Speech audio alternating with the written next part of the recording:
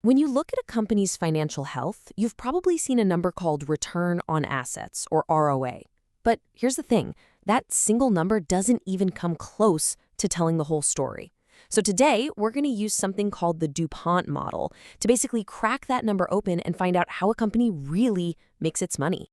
Okay, let's dive right in. Here's our game plan. We'll start with the basic ROA formula, and then we'll break it down with the DuPont model.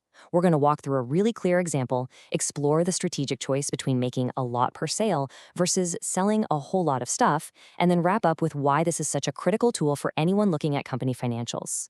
All right, first things first. Let's talk about the standard return on assets ratio. It's useful for sure, but as you're about to see, it kind of hides as much as it reveals. So, what is ROA at its heart? Well, the formula is super simple. Just take the company's net income and divide it by its average total assets. You can think of it as how much profit is the company squeezing out for every dollar of stuff it owns. You know, all its cash, inventory, buildings, and equipment. So let's just imagine a company has an ROA of 4.76%. Okay, so what? What does that number actually mean? How did they get there? Is that good? Is it bad? On its own, that number just kind of hangs there. We need more context. And this right here, this is the million-dollar question that the basic formula just can't answer. Is this company like a luxury boutique that sells a few high-priced items with huge profits? Or is it more like a giant discount store that sells tons and tons of stuff with paper-thin margins? That 4.76% could be either one. To really understand the business, we've got to know which strategy they're using. So, how do we get inside that number? Well, this is where the DuPont model comes to the rescue. Think of it like a diagnostic tool, a magnifying glass that lets us see what's really driving a company's performance. The beauty of this model is its simplicity. It just breaks ROA down into two really fundamental components: how profitable the company is and how efficiently it's using its assets to make sales. That's it. Profitability and efficiency. Now, the math here is actually kind of clever. All we're doing is taking the original formula and sticking net sales in the middle, once on top and once on the bottom. Now, yeah, mathematically they could just cancel each other out, but by leaving them in, we create this amazing bridge that connects the income statement to the balance sheet. And by doing that, we suddenly have two powerful new metrics. That first piece, net income divided by net sales, that's your net profit margin. The second piece, net sales divided by average total assets, that's your total asset turnover. And this just lays out the two sides of the story perfectly. On one side, you've got net profit margin, which is all about profitability, right? It tells you how much actual profit the company keeps for every single dollar of sales it makes. On the other side, you've got total asset turnover, and that's all about efficiency. How good is the company at actually using all its stuff to generate those sales in the first place? Okay, theory is great, but let's make this feel real. We're going to walk through a real-world example, step by step, to see exactly how this all fits together. All right, let's plug in some numbers and see what happens. First up, the margin. We take the net income of $81,000 and divide it by the net sales of $1.8 million. Boom, that gives us a net profit margin of 4.5%. Okay, next, turnover.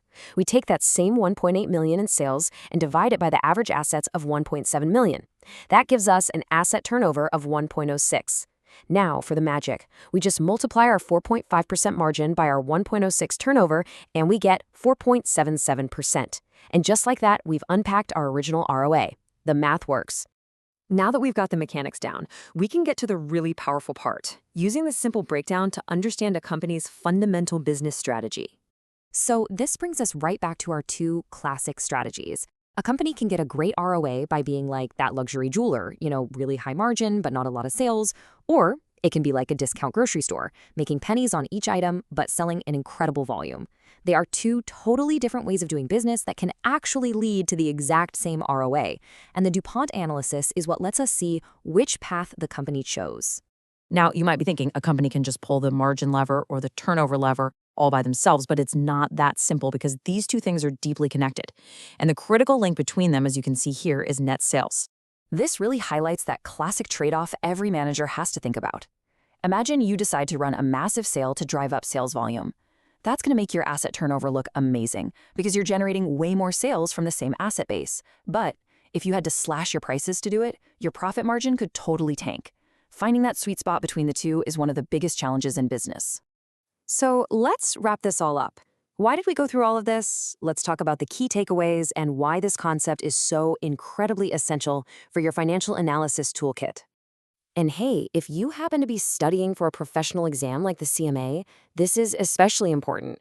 This model isn't just some abstract idea for a test, it's a foundational tool you'll use for your entire career. And here's the crucial thing you need to know. It's not about just memorizing a formula. It's about deeply understanding the components, the profit margin and the asset turnover.